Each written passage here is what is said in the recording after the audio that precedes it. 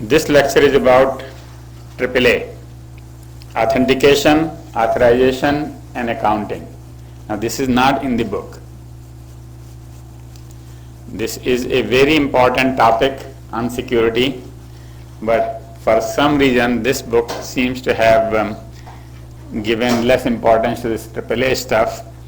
However, it is required for the wireless, which is the next chapter in sequence. So I inserted it in between. Now every slide of this lecture has a Wikipedia pointer. So you will use Wikipedia to find out more about these topics. And this will be in the exam, so basically you should read about that there. So AAA has several parts. First is the radius that we'll talk about next. Then several authentication protocols that were used in the past, and then we made EAPoL, which is Extensible Authentication Protocol, and then we go to 82.1x. So basically three things: EAPoL, 82.1x, radius, and fourth is the other protocols. So radius came into being when basically people started going from one region of the one country to the other, and they still wanted to use their original ISP account. So if you are here and you have an AT&T account and you go to Germany and you want to use some carrier which is related to AT&T, how do they authenticate that you are you? Right? This is similar to the single sign-on. This is similar to the, what did we say it? We called it federated identity. Right? So maybe this would be called first step in federated identity. So the idea is that the user is here and it is connected to an ISP which does not have your authentication data. And there is the authentication data is kept on a separate server which is called Radius server. Radius stands for Remote Authentication Dial-in User Service. So that dial-in came in because that was the time it was invented. It is used even today whether you dial in or not. Dial-in is coming from the phone networking days when you used to dial in. So Radius server is very commonly used. In fact, this morning I received a message from our own department. I mean, if you are in computer science, you might have received this as well from IT department. They are changing the Radius server, updating the Radius server, and so on and so forth. So they are used everywhere. So Radius provides obviously AAA. It provides authorization, accounting, and auditing. So if you use let's say 3 hours of service in Germany, that accounting will be done here so that you can be billed for it. Right? Authentication obviously will be done to make sure that you are the person that you are saying. And then there is auditing. Auditing is basically logging. In case you question, then they will have a whole record of it. So auditing and accounting are somewhat similar. So this is called AAA server. And so the user says to this little device, a modem pool here, that I am Raj Jain, whatever, from St. Louis, Missouri, and I am an AT&T customer. I would just put Jain at AT&T, whatever. Then that modem pool will contact the Radius server and say, how do I authenticate Raj Jain? And then the rest of these things will proceed and I will be authenticated. So we are going to talk about how all that will proceed. But first, the purpose of Radius. Is it clear? Right? Basically federated identity. Now, so you can also have Radius proxy servers, before I go to this slide, where this data can be cached here. If you're going to be in Germany for a few days, they might as well remember your thing, although this is not necessary, and it may not be done if this ISP does not trust this ISP, to that extent. They don't want to share the password. While they want to share the financial account, but they may not want to share your password with them. Right, or your authentication data, whatever that is. So the proxy server is allowed, and if there is a proxy radius, then basically the ISP will be able to authenticate you from the proxy. Another point on the slide is that it uses UDP, and since it uses UDP, there are several conditions that it has to handle by itself, such as retransmissions and so on and so forth. And they didn't want to use TCP because of, they didn't want to take that long to, always whenever some things are time sensitive, just like multimedia, they use UDP, and so these guys are using UDP radius. And it's very simple. Basically, there are three entities. One is the user, second is the network access server. This is the modem pool. This is the first point where you connect to the network. And in case of wireless networks, this would be what point where you connect to the network? Access point. So that would be the access point. Or in the case of an Ethernet network, could be the switch, the first switch on the behind the port that you connect to. So where is the first point in the network? That is the access server. And then in the back somewhere miles away is the radius server. It is called authentication server. All right. So authentication server has a database which is shown here by this, and the messages take place something between the user and the server, access server, and then something between the access server and the authentication server. Okay, this is called NAS, Network Access Server. This is called AS, just to be sure, NAS. Anyway, so for example, this person comes on and says, hey, I am Raj Jain, and I need to connect. Then from that information, which probably will have Jain at AT&T.com or whatever, the access server will know that we should send the request to authentication server and say, well, Jain at AT&T.com wants to authenticate, what do I do? So then this will give a response which says challenge. Send this challenge to the user. That access server passes on that challenge to the user. The user sends the response, and that response is sent back to the server, and the server says it looks good, it's okay. All right, so there are only 4 commands, 4 messages. One is request, second is challenge, third is accept, there could be 4th one which is reject. And the format is that the first byte is code, second byte is the sequence number, identifies the sequence number, third is length, and then whatever information belongs to that code is here, and the other attributes. Now, code is the only thing that access server needs to know, nothing more than that, because it doesn't look at any of this stuff. And the codes are: 1 is a request, 2 is accept, 3 is reject, 4 is blah blah blah, all of those things, right? So the interesting thing is that this modem pool, which is really a dumb device, any access point, in that sense, is not as smart as this authentication server, and doesn't understand cryptography and doesn't understand anything. All it has to do is just act as a relay. Whatever it gets, it sends there, it says, well, this is, and sends there, and whenever something comes back, it looks at the code. If the code says 1, that means it is a request. If code says whatever number 3 was accept, I think, it says 3, it says, okay, you're fine. All right? So it doesn't even understand what the challenge is. For example, it doesn't know what the challenge is, and it doesn't need to know, because whatever comes and it says code challenge, it just passes it on to the user. Here is your challenge. When the response comes back, it passes on to the server. So NAS can be very simple. Is that clear? The idea behind Radius server, Radius, is that all the intelligence, all the cryptography, all the security stuff is kept here.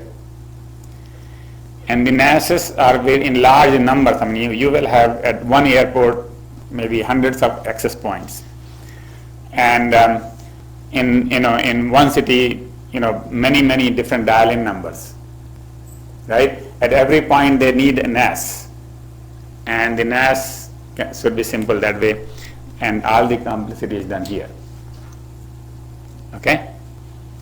Now there is not much more to this in Radius than this, but basically the idea is clear. The basic idea that we want to make the access server, the network access server, which are large in numbers, to be very simple, so all they understand is the code. 1, 2, 3, 4, 256 codes. And they don't read the rest of it. And the identifier, of course, they read, so they know that this is a response and a challenge, for that message that was sent. Now, so we talked about authentication, but they also do accounting.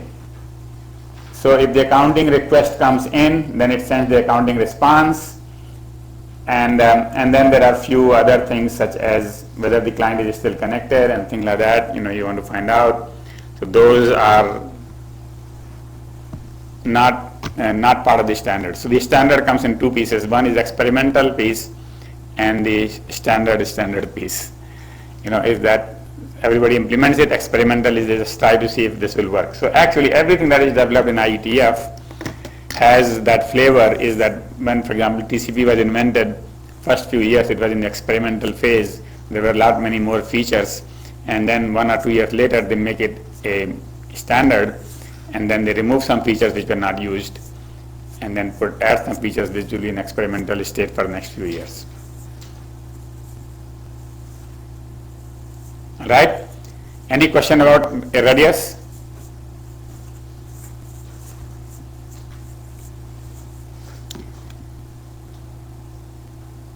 Yeah? Can you just explain how access accept works? So I send you a request for access, and then you will get a challenge.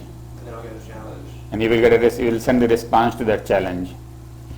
That challenge will be response will be called access request again here. So you see, there is no such thing called access response. Right? I don't know what your question was. I just stopped in the middle. Yeah, go ahead. Next. Well, I'm just curious. So could you walk? How do I get authenticated? Okay. So basically, first you give your name, and that makes an access request, just with your name in it, and it goes there. Then it sends an access challenge. Somehow it knows. Let's say it is going to use your password for authentication. In that case, it will say, okay, here is my challenge, what is your password? That will be passed on here to the user. And the user will say, my password is such and such. That will come here, it will be sent back. So the NAS is not reading any of these two things. Okay? Now it will match the password and will say, okay, all right, it's okay, good.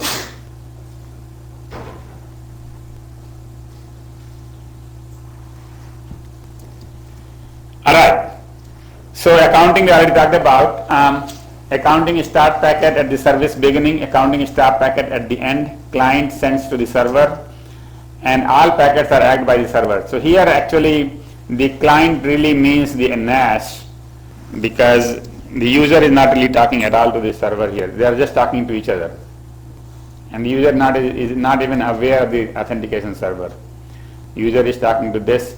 So basically, one could say that the NAS sends to the authentication server, accounting start, accounting stop, and those packets are egged, and packet format is same as in authentication, which was this. All right. Now, Radius has been around for quite many years, around 1994 or 95, I think. So obviously, in 15 or more years, there have been changes. And so there's a whole bunch of problems that came up. And so this and the next slide talk about what the problems are. First of all, it does not allow anything for server to initiate any messages. All right, everything server only responds. Alright? So that way it cannot do on-demand authentication or disconnect. So suppose an hour later it found out that this time is over, he no longer is paid, now we should stop him, server cannot stop because there is no message which server can send.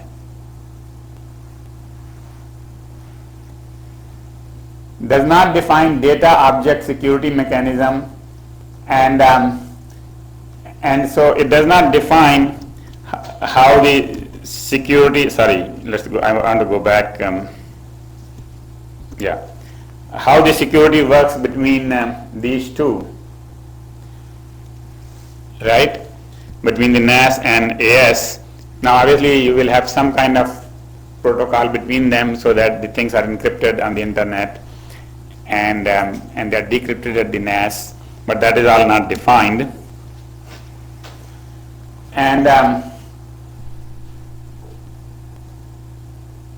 we on the next slide? Okay. Original radius, okay, or bearing implement does not define standard. What happened? We probably skipped before. So here is the first slide. First set of problems is does not define a standard for failover mechanism. So everybody has implemented differently as to how do you fail over if you can't find the radius server. Second thing is the original radius defines only integrity for the response packets. So only response packets are protected by integrity but not the other packets. Does not support per packet confidentiality. So whatever key you negotiate in the beginning, you use that key forever, which is kind of not very good. Billing protection is assumed in the server, not provided by the protocol. So if the same billing data is sent twice, then it is assumed that the server somehow knows that this is a repeat of the previous billing and not a new billing record. For example, if you say that the server, the person has used up 1 hour, and then you send another person, the same person has used 1 hour, the server has to somehow figure out whether these are the same 1 hour or different 1 hours. So replay protection is assumed in the server. IPsec is optional. So the security is not really required. Runs on UDP, and therefore everybody makes their own way of making it reliable. And radius does not define expected behavior of proxies, redirects, and relays. So all of these things are just everybody has done their own way. Every company. So you buy Cisco's radius server, it may be different than some other company's radius server. And the list continues. It does not allow server initiated messages, does not define data object security mechanism, does not support error messages, does not support capability negotiation. So for example, it cannot ask the user, please tell me which of the things you support, right? No mandatory or non-mandatory flags for attributes. And server name addresses should be manually configured in the clients and administrative burden. So the NAS will have to really know where the radius server is, and this has to be manually put. So there is no command for the NAS to discover the radius server. Alright. So the reason all these problems have been well documented is because somebody is thinking of the next generation, and that next generation is called diameter. Now this is a play on the words. Diameter doesn't stand for anything. Because the previous one was called radius, the second generation radius is called diameter protocol. And so it is enhanced radius, lightweight, and they have taken care of all those problems that we listed in the last 2 slides. So you can use UDP, TCP, and SCTP. I don't know how many of you have heard of SCTP, Stream Control Transmission Protocol 1. All right. So there have been very few new changes in the internet in the last 20-30 years since it started, and one of the things that really went through is SCTP. So there have been many attempts to replace TCP. There are many problems with TCP. There have been many attempts, they have not succeeded. Only SCTP is the one that can claim to have come in as a replacement for TCP. I mean, as a competitor, not replacement, as a competitor for TCP. So there are many applications that do not use EDP and TCP, they use SCTP. Right? It's another transport protocol. It has several features that TCP does not provide, including multi-homing and other things. I will not go that here. But basically, the diameter can use either one of those three transport protocols. PDU format, sorry, yeah, question.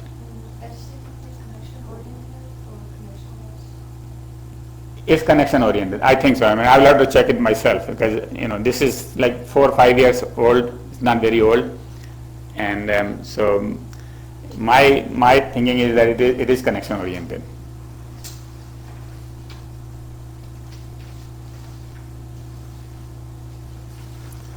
PDU format incompatible with radius. So I mean, again, just like this is next generation, but does not talk to the radius. Can coexist with radius in the same network. So it can coexist. So people can talk to radius and then they can talk to diameter, but I don't think a same message can be sent to both. Defines a standard failover mechanism, supports attribute value pair. So basically, many of the messages have been made programmable or extendable, and whenever you want to make something extendable, you use TLV, type, length and value, and that is what is also called attribute value pair, EAPoL. You just code that way, is the type, length and value.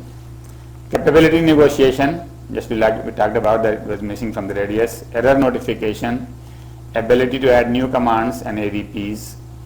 Discovery of servers by DNS, so you can send a DNS request to who is the radius server for this domain. And dynamic session key derivation by TLS, and it also supports TLS to find the security key, secret keys. Anyway, that is another web page in Wikipedia. All data is delivered in the form of AVPs. AVP again is attribute value pair, which is TLV, type, length and value. AVPs have mandatory and non-mandatory bit. So basically, when you send a type, length and value, I think we had one another case some before where one bit was encoded as fault or warning.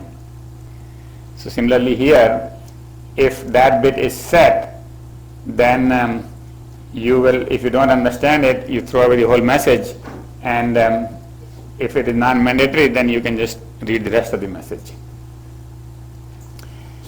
So support for vendor specific, so vendors can extend it with some more TLVs, attribute value pairs. Authentication and privacy for policy messages. So authentication simply means that MAC, the message authentication code, and privacy means encryption. For some messages that have to be sent, there is encryption and integrity.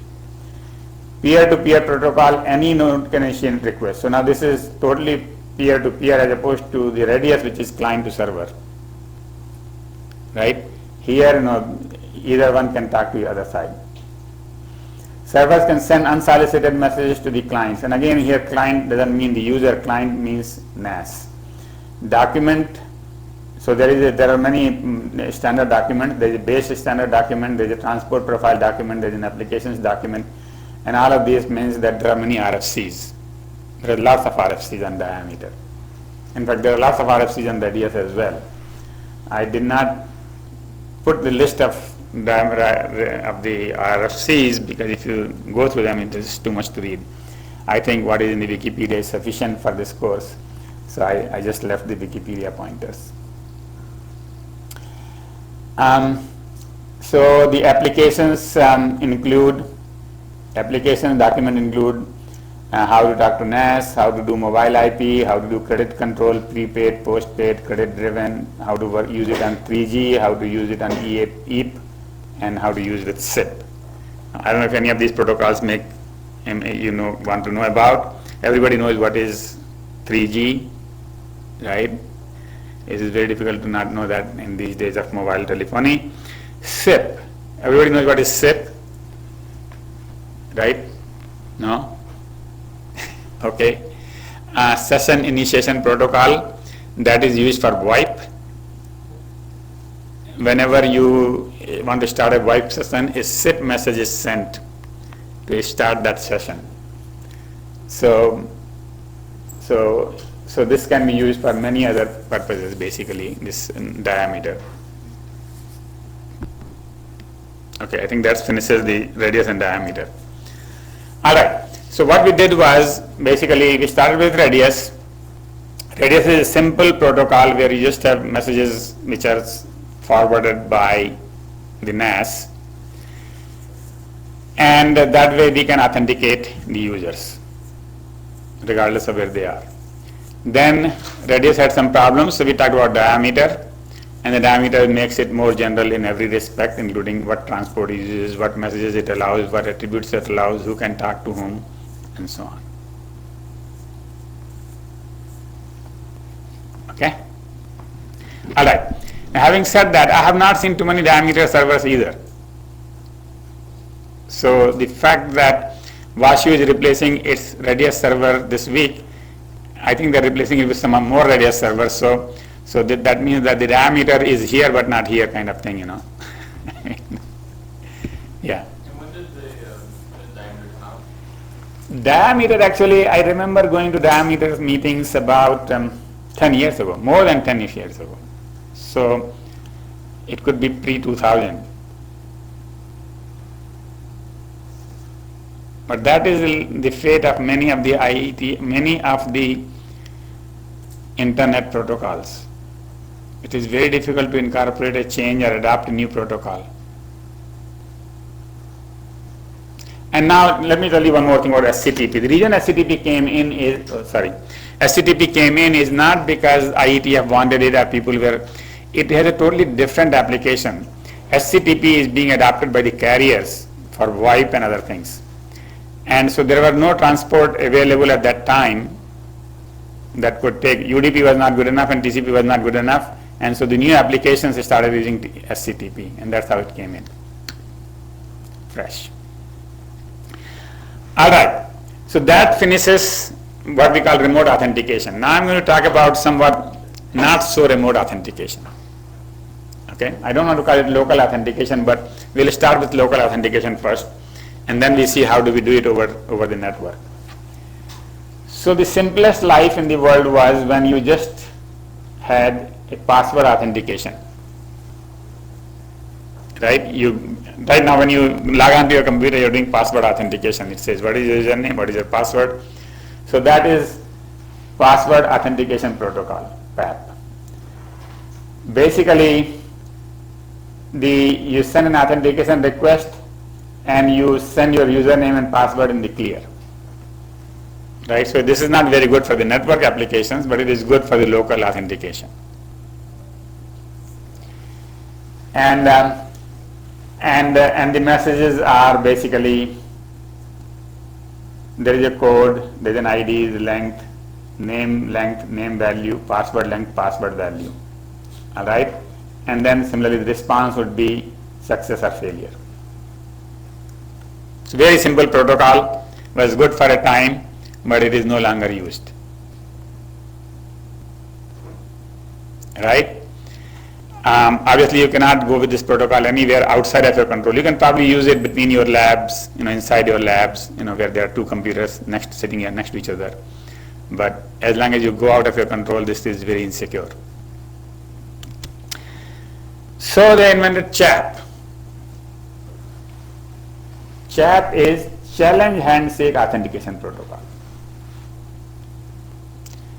And here you don't have to send your password on the line. What you do is, even if you have a password, we don't ask you for a password, we send you a challenge. We send you a number, we send you a text. You do something with your password and that text. And you send it back. I know your password, so I can do the same thing and I can compare, and if it's okay, then I know you know the password. As long as you know the password, you are okay. So that is called Challenge Handshake. Challenge Handshake Authentication Protocol, CHAP. So now the password doesn't ever go on the wire.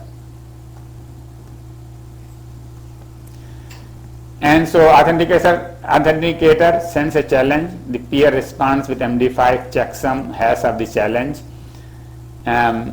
obviously using the key. Authenticator also calculates the hash and then success or failure. Requires both sides know the password in plain text.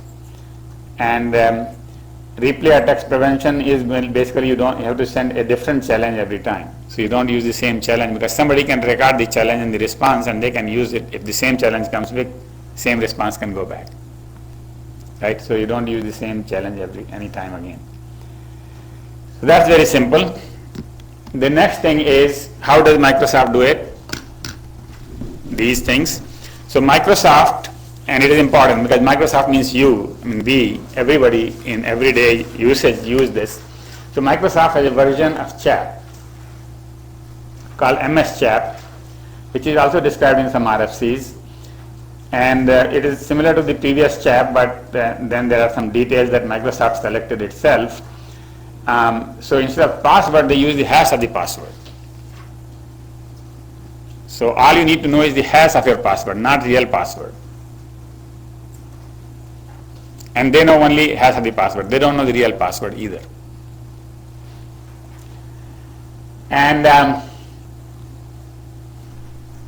so the challenge is 8 byte long, 64 bit. And the response is 24 byte when it is in the LAN manager. And in the NT, it is 24 byte and a 1 byte flag. So anyway, so 24 or 25 byte is the response for 8 bytes. And in the original LAN manager, your password was limited to 14 case insensitive characters. This is old actually. Nowadays, everything is case sensitive. Previously, the passwords were not case sensitive. Right? That was the old LAN manager, LM. Now with NT coming in, things are not only case sensitive, but there are 256 characters you can use. Unicode characters. So you could use semicolon and whatnot, and they force you to use all of those things, right? And so now there is many more possibilities. And I did not put here as to how long they're supposed to be. And I think it could be more than 14, but if it is 14, then 14 raised to 256. 256 raised to 14, sorry. 256 raised to 14 is a big number. Right? Number of possible passwords. Anyway, flags, so there are the flags here in the response, and they have some meaning, and we don't really need to know all that. But the thing is that even that is now, CHAP is gone, CHAP version 2 is here from Windows 2000 onwards. And it's not really important to know the details of this right now. It's all it is important. This is how the authentication was or is done, because we really want to move to the next step. And to go to the next step, it's important to know how it was done before. So that's why I'm giving this some of these historical things. So the next step is EAP. Alright, so EAP, I'm going to come to EAP in a minute, but basically this PAP and CHAP were the authentication protocols in the past. And actually, why I should say in the past, they are in the present as well. Today, even in Windows 7, you use some version of CHAP. So it's all there. Particularly when you do domain login, your password or hash is sent to the domain manager and something is done, right? So that is all this CHAP stuff. But IETF got into the act and said that, look, we have so many different protocols. Microsoft has their own and somebody else has their own and version of everything. So why don't we design an extensible authentication protocol? A protocol, once it is done forever. And so that is called EAP. And the advantage of EAP is that the NAS, the access point, doesn't need to know anything other than EAP. And then you can use Microsoft's CHAP, or you can use anything else on the top of EAP. Right? So EAP is Extensible Authentication Protocol. And it was initially developed for point-to-point protocol, PPP. Where do you use PPP? Anybody knows where they use PPP? Huh? Yeah, PPPoE. Where do you use PPPoE? When you try to connect. DSL, right? When you try to connect to your carrier, it's a point-to-point line, and the protocol on the top of that is PPP, right? And so it was developed for PPP, and it is very simple protocol. It has a window size of 1. Window size of 1 means start-stop flow control, right? Only one packet is in the flight. So you send a packet, wait for the response, send a packet, wait for the response, send a packet, wait for the response. You cannot send 3 packets at a time, or any number of packets at a time. Only one packet in flight, duplicate, elimination, and retransmission. So because packets have a number, if you get it again, then you know that they are duplicate. If you don't get the response, then you retransmit. And ACK or NAC, both are allowed, so you can run over lossy links. It does not allow any fragmentation, and so that means each message has to be small enough. Individual authentication method can deal with fragmentation. If your method requires big messages, like if you are doing public key or something, and you need 1024, byte long something, right? Then you deal with your own fragmentation. Right? So higher layers have to deal with that. And since EAP will do only one fragment at a time, one round trip, it might need many more round trips. Allows using back-end authentication server, which is basically we talked about. And so the Authenticator does not have to know all the authentication methods. So now we are using the name Authenticator. So there is a user, and that is actually called supplicant. Okay, I'm going to use that word in the next slide. It's not on this slide. So there is an applicant which is called supplicant. Okay, so the user who is really trying to get authenticated is the supplicant. Authenticator is the guy who it is connected to, and authentication server is who has all the data. All right. So Authenticator does not have to know all the authentication methods. So Authenticator does not know that you are using TLS, or you are using AES, or using this and that. It doesn't have to worry about any of that. And it can run on any link layer, PPP, 802, and does not require IP. So the thing is, this is basically a layer 2 protocol, and so it does not require IP. And there are many versions of EAP, as you will see in a minute. So here is the word supplicant here. So basically this is the entity that is trying to authenticate, and that is called a supplicant.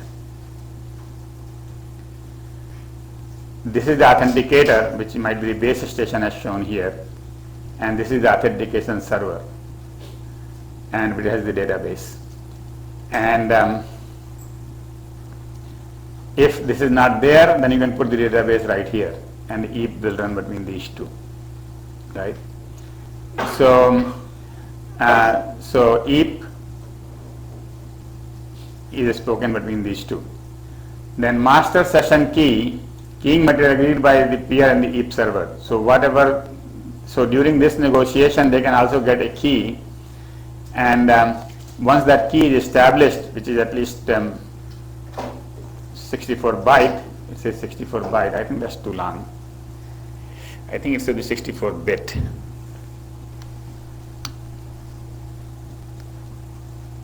Byte is 512 bits. It has to be 64 bit.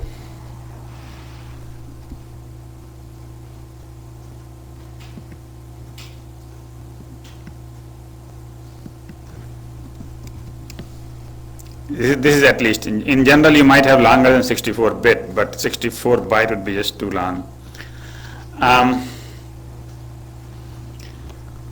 Because we are going to see in a minute, not in a minute, in the next chapter when we talk about wireless, they use 128 bit. So that will not be allowed by this if we put 64 byte. So 64-bit keys could be used between these. And so anyway, so the EAP. The messages again are very similar to Radius and very simple. Basically, the messages start with a code and then an identifier, which is a sequence number, a length, then a type, and a data. So there are two words here, code and type. And so the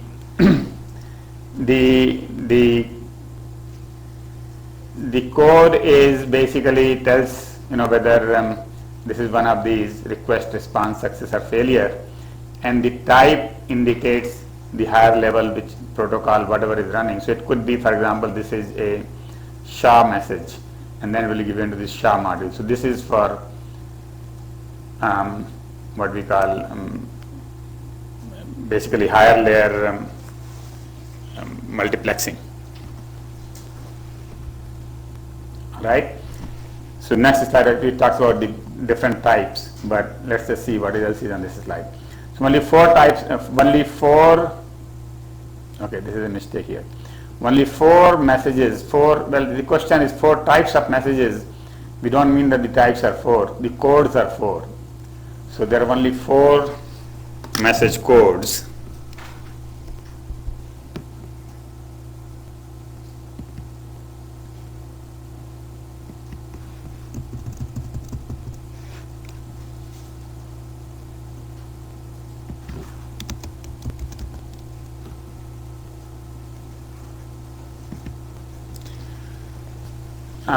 Request, response, success and failure. And as you can see, this is just a 2-point protocol, a link level protocol. So basically, as opposed to Radius where you had people in the background, here it is not really required. You just speak EAP, and so a request can go and a response can come, and then the success and failure. So the identifier is the sequence number, and then the length of the data and so on and so forth, and the inside the data is this type. A type field in the request response indicates the authentication method, assigned by the IANA. So everybody knows what is IANA? Never heard of it before?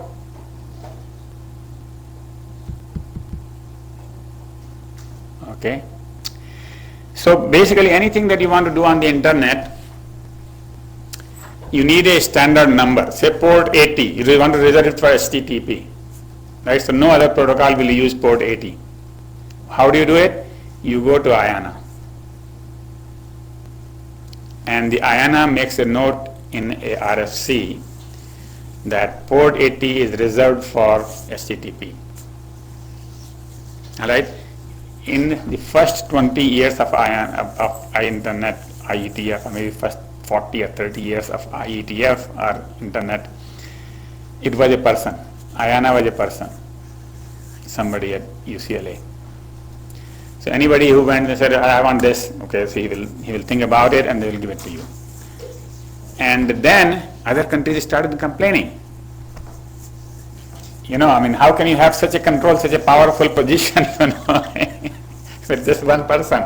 And that person actually started with, when the internet was 4 nodes, one of the original people, right, John Postel.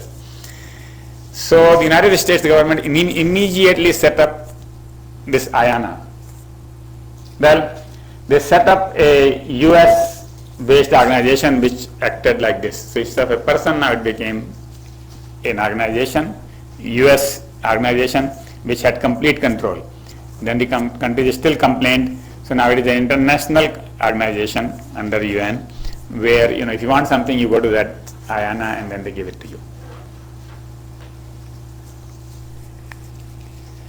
All right. So anyway, so these basically all it is so that people don't have different numbers for different things, for the same thing. And so all the standard numbers are put into this RFC, which is I think called the standard numbers, I think, something like that anyway. And so whenever you need any constant in the internet, you go to IANA, get that constant, and then put that into that RFC. Is that clear? All right. So where are we? So the type field. The type fields indicate the authentication method. So for example, if you want to indicate that I want to use AES, there is a type field number 5 or 6 or whatever number is assigned for that type. Okay. So then you know that this message is for AES module, higher layer module.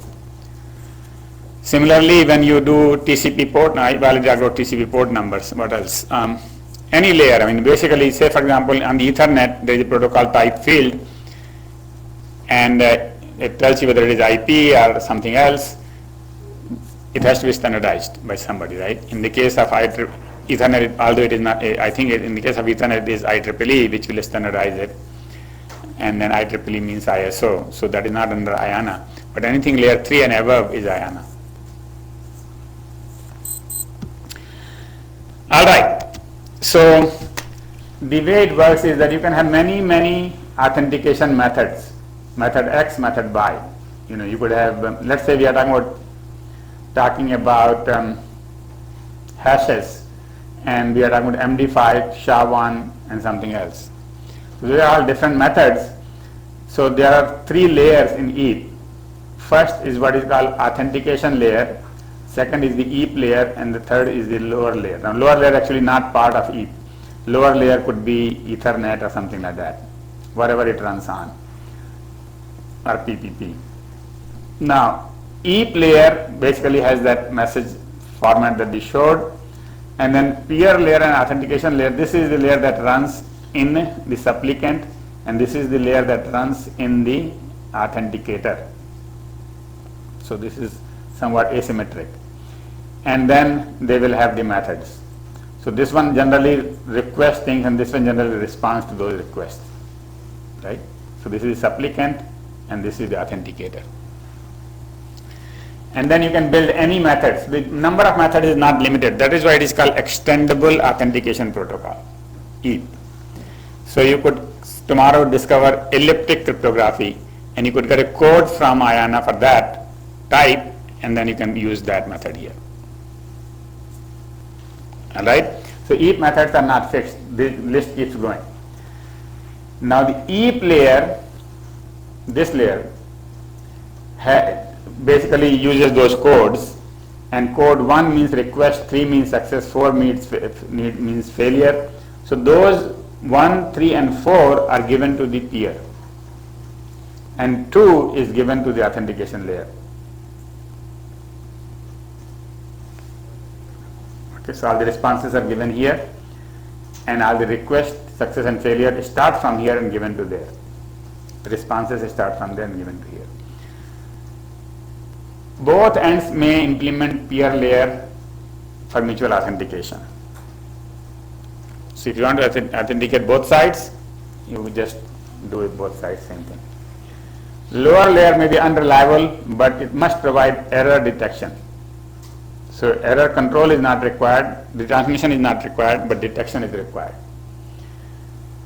And it should support 10-20 bytes or longer, because then it doesn't fragment anything, remember? It doesn't fragment, so everything has to be in one message, and it should not be so small that it cannot put those things in one message.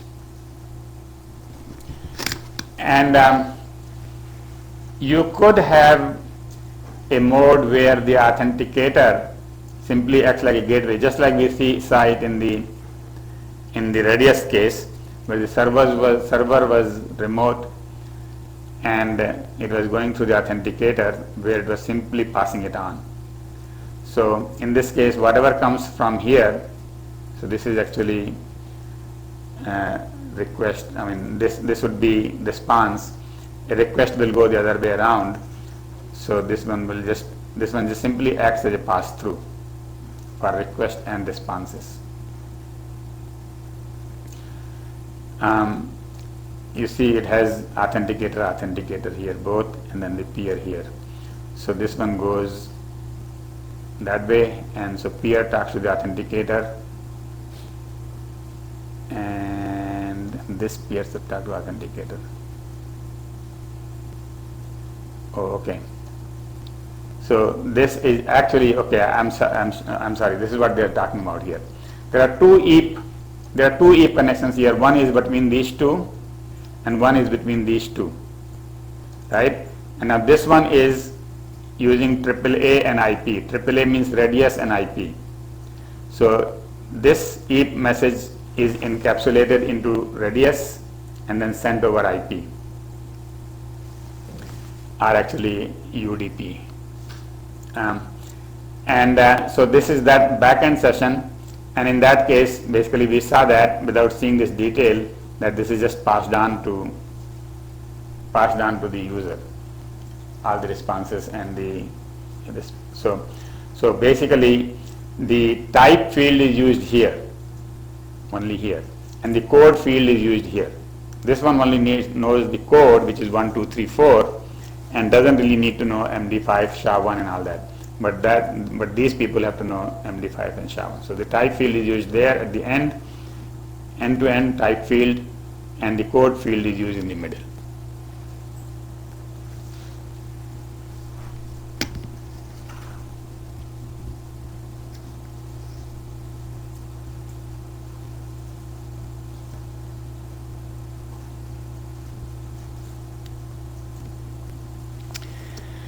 So what are the protocols that can run on the top of EAP?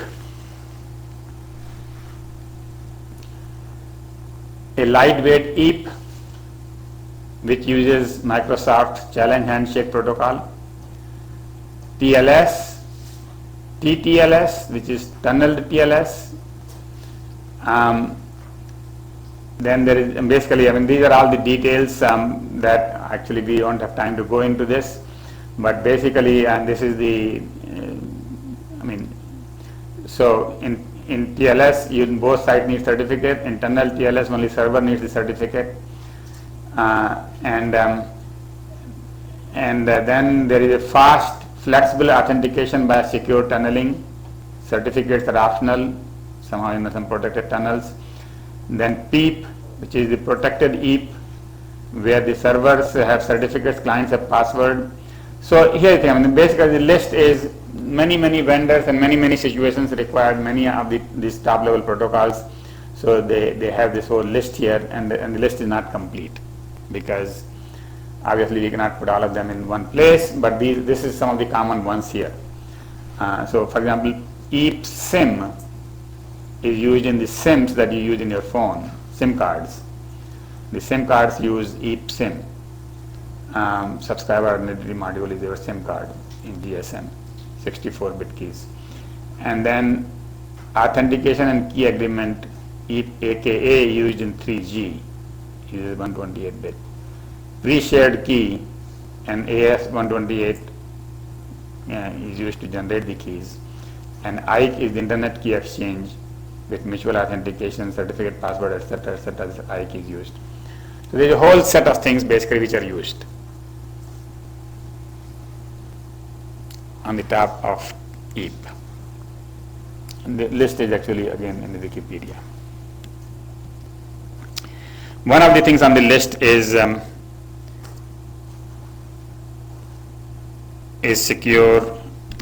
security token, and I don't know what happened to that one here. Security token. Yeah, right here. PEAP. PEAP is a security token. What is a security token? Security token is a device that you carry with you like this, and so it can generate the responses. So for example, a request may come in if you are using the security token protocol on the top of EAP, it may come in, please tell me what is the next sequence number. Then you look up into your equipment and it tells you the number, you put that number in. And or they might have their own Bluetooth interface, so you don't have to type it, you just press a button and the message is sent to cell phones or to your computer or laptop or a USB, whatever. Or you could have a smart card inside your phone. So basically this provides two-factor authentication, because this includes what you know, like your password, and what you have, like this device. If you lose the device, nobody can use it because they don't know the password, and you cannot obviously get Authenticator unless you get another device. Okay? So I don't know how many people use it where, but I know one of my friends who works for RSA Incorporated, he carries this kind of thing with him everywhere. So for RSA, you can't work without these devices. And they probably sell these devices anyway. Yeah. How do these things work? How does it work? Oh, okay. So there is an algorithm which is executed in the host and the server, and the same algorithm is executed here, right? And if the response comes out the same, it's basically a simple computer, simple calculator. So suppose they send you a challenge and saying, okay, what is this? You just do some hash or something, right? And you respond back. So it's exactly the same thing that we could have done on the computer. Does it make sense? Say, suppose you got a nonce, and you do MD5 or SHA-1 of that, and then you send it back. Let's check it. I have a couple of these. Yeah. They don't have like network connecting or anything. Like you just press a button and then like it gives you like a string of numbers. And You type it in, or it goes by Bluetooth? type it in, but it changes like over time. Yeah. So there are two ways actually. So some are based upon the time. Actually, I had a slide which actually I don't have it right now. Maybe it is the next slide. Yeah, time synchronized approach.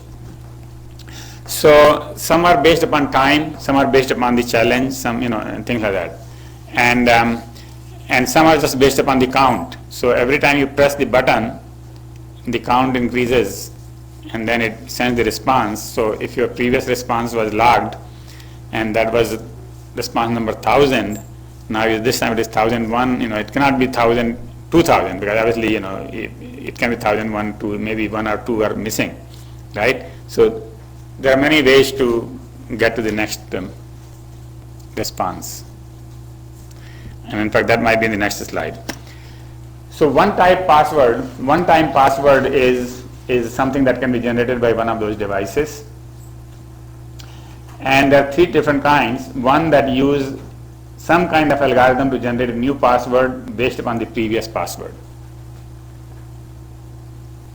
All right? And some use time to generate a password. But that will require synchronized time. So you could not be very far off in your clock. So, for example, if you just use hours and minutes, so you cannot be more than 1 minute off, right? And then some use a math algorithm based upon the challenge. I think we talked about all these 3 things, right? So basically, it could be a challenge that is just hashed and sent back. It could be that you just take the time, or it could be just basically something to do with the what did you do last time, which could be a previous password, a previous count, or previous something. So time synchronized approach allows users to generate password and not use it. Okay? And that's the advantage of the second one as opposed to the first one. Because if you don't use too many of these, then you may get out of sync. The server is expecting 1001, 1000, 2003, and you are sending 2000. So the server may compare with the next n passwords to allow for missynchronization. And the non-time synchronized one-time password do not need to be powered at all time. Battery lasts long and have been attacked by phishing. Time-based OTP need to be used right away. Yes, the thing is, if you are generating something from the time, then there is a limit within which you have to use it, because otherwise the time is passed and the new time has come in and you have to put a new time. But so the other ones which don't use the time, they can be turned off, and they can, so that they have been attacked by phishing. And we know what phishing is. Phishing is basically somebody asking you for a password, and you just generate the password. And even though it is one time, but you might use maybe many of these, and then you may get out of sync.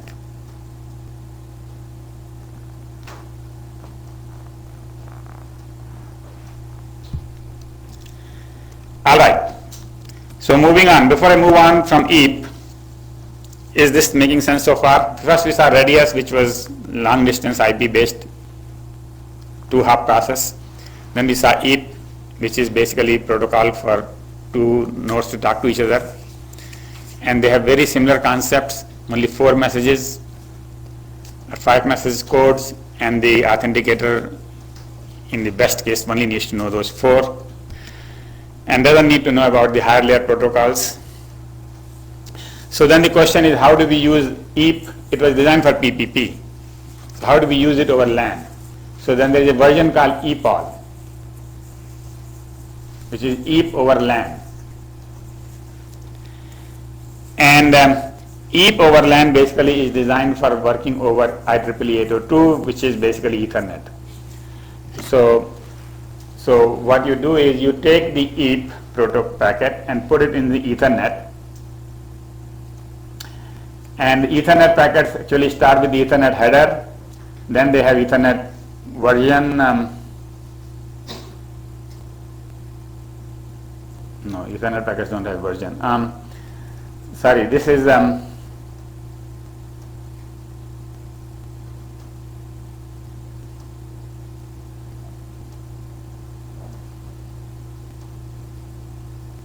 so this must be EAP version. So Ethernet header actually, Ethernet header has the source address, destination address, protocol type. What I wanted to say was that in that protocol type field, one number has been assigned for EAPoL. All right. So once that protocol type comes in, then you know that inside this whole thing is EAPoL, starting from here. So the first byte in EAPoL is version number, then comes the type,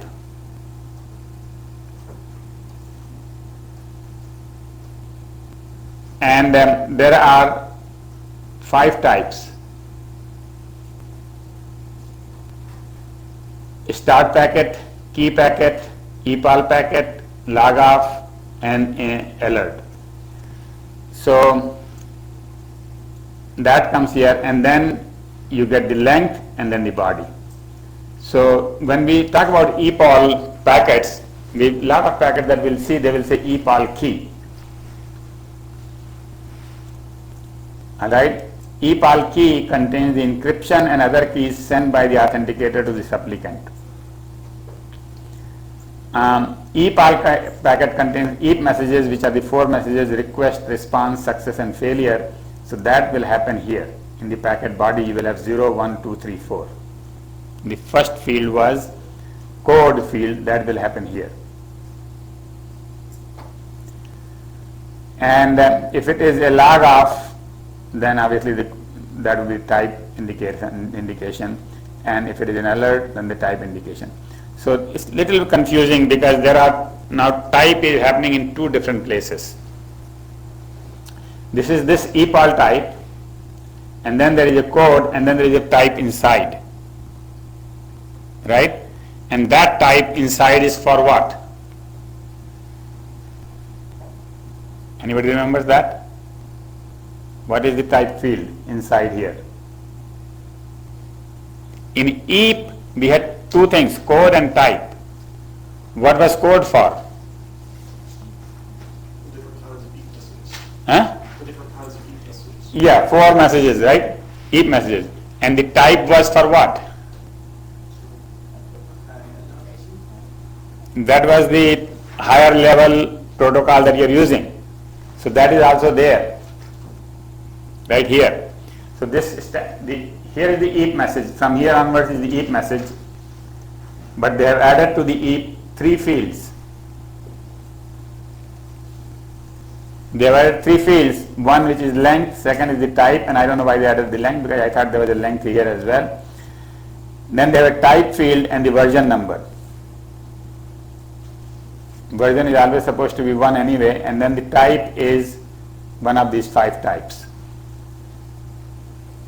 So this one actually is session oriented or connection oriented, if you want to call it, because for that session they agree upon a key, and that key is used until you log off.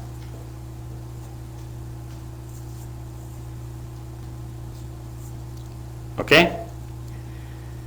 So this EAPoL, now all of this by the way we will use in the wireless session lecture, that is what I want to give. And in the book chapter 17 is wireless, and they use EAPoL, they use EAP, they use 802.1x without explaining in detail what is all this. So I felt that we need to explain all this first before we get into the wireless chapter. Okay, so it's important that you understand this part, that the book doesn't have enough about any of this.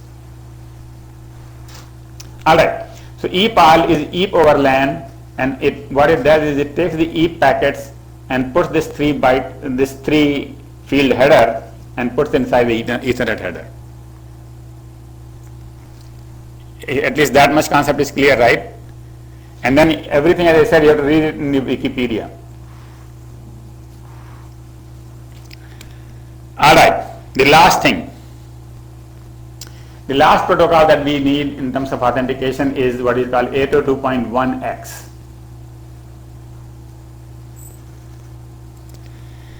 Now 802.1x was invented because we had Ethernet ports all over the buildings, everywhere, and anybody could come and connect. Right? You can go to any company, you're having the meeting room, and then you put your computer into their wired infrastructure, and you get connected to the network. It's not very safe. Right? So how do we stop people, our guests, our attackers from connecting to our network? They designed 802.1x for that. Alright? And by the way the 802 protocols are numbered, and this is something that we teach in 473, is that 802 has many numbers, like 1, 2, 3, 4, 5, 6, 17, 18, 19, now I think they're up to 24 or something. 802.3 is what? What is 802.3? Ethernet, right? That you should know by heart. And 802.11 is Wi-Fi. So those two protocol numbers you remember. So the thing is, all 802 protocols follow 802.1. 802.1 is common to all the 802 protocols. Okay, so 11 and 3, both of them will follow 1. So 1 then has A, B, C, D, 1A, 1B, 1C, 1D. Some of them are uppercase, some of them are lowercase. But 802.1x with the x in the uppercase. So this is mechanism for all 802 protocols. Just not wired Ethernet, it is also for the wireless which is Wi-Fi. What is the mechanism? The mechanism says that all external port will normally be in this mode, where when somebody comes in, only thing they can connect to is the authenticator and not the rest of the network. The switch is open. Right? Until you authenticate, you cannot connect to the internal network. Once you have authenticated, then the authenticator gets out of your way, and you can now use the internal network without any problem.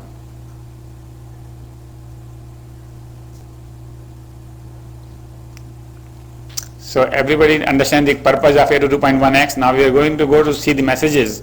But before we go to the messages, the idea is that the Ethernet ports are no longer always connecting. So when you buy an 802.1x supporting switch, alright, you generally don't have it at home, but you will have it in the office. If you have an 802.1x switch, a switch that supports 802.1x, when you connect, you don't get automatically connected to the rest of the network. You have to somehow authenticate that this is a valid connection. Okay? So if you work for a company and you need to connect obviously you need to wire the building, you need an 802.1x supporting switch, so that any guest, anybody else cannot just connect their computer. Alright, so let's see what the messages are. Okay, the messages are basically, they use EAP or EAPoL in this case, because This is generally Ethernet. If it is Ethernet, then it is EAPoL. If it was something else, then it will be EAP. So even though I may say EAP here, it may be EAPoL. Okay. So the station comes in, and whether it is wireless or Ethernet, is the same set of messages. It says, "Can I connect, please?" And that is called "May I associate?" So that is called the associate message. Particularly in the wireless, you associate with the access point, right? So the access point is your authenticator, and the authentication server is here, which is different from authenticator. You are the supplicant. So you send an associate message. It says, "Please send me a request, send me your identity." You send your identity. It says, "Here is the authentication request." You send the authentication response, and then it says success. Once the success message is seen by this port or this access point, then it connects you. Now, it is quite possible that you can put the authentication server with the access point, but you will not.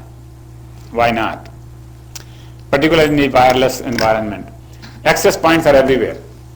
Okay, in this room there might be 2 or 3 access points. Right? People can steal them. Right? So you don't want to keep any secrets there. Right? So all the secrets are kept somewhere in a locked building. And the ports use PEEP, EAP, radius, whatever is required to communicate. Right? But your access point, if it is 802.1x enabled, so you look at the features supported by the access point, it will say 802.1x. That means it will understand this and be able to authenticate the users.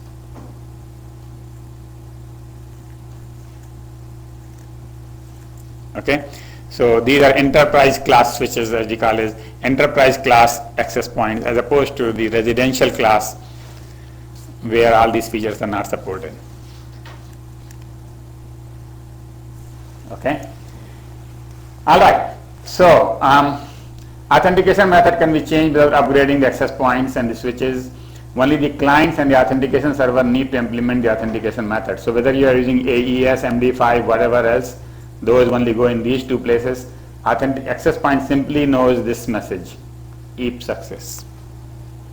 As soon as it sees a EAP success coming from this side, which is protected side, it believes it and gives you the connection.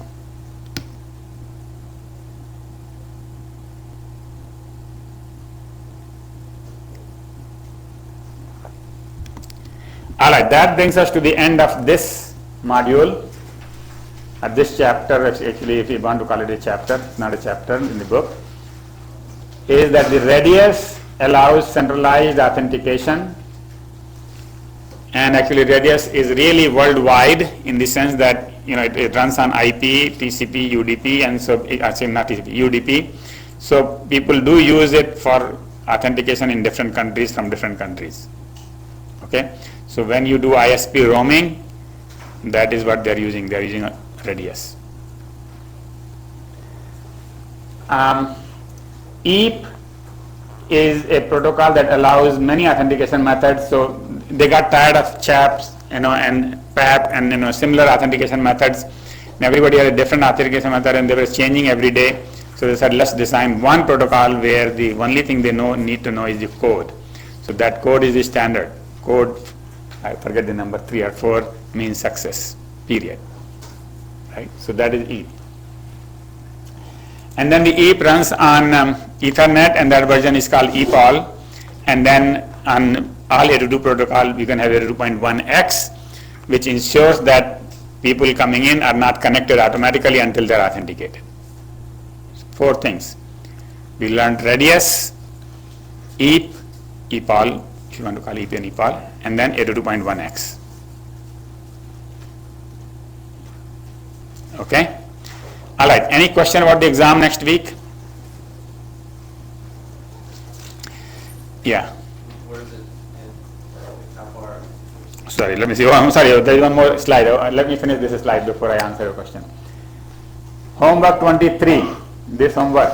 Again, it is not due, but I would recommend that you do it. So we can, on Wednesday we can select the answer, we can see the answer.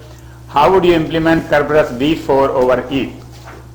So you really want to run Kerberos v4 on the top of EAP protocol stack that we saw in a LAN environment. So the sequence of EAP messages that will be sent for authentication and key generation, so also EAPoL headers on the messages. So basically we are assuming that the EAP is on the Ethernet. On the top of EAP we have Kerberos 4. Now Kerberos 4 has 6 messages which are in some slide somewhere. So you just need to show those 6 messages plus whatever else you need to show, for EAPoL or EAP. Okay, so this is that homework. All right, normally if it was done like last week, we would have asked you to submit it. This week we are not asking you to submit it, but please do it before Wednesday. Yeah, so we can discuss the answer if need to. Okay, now your question. Where is the material? Oh, the material end you mean for the exam? Yeah. Oh, this will end next Wednesday. So it will have some part of wireless. We will continue this Wednesday on wireless.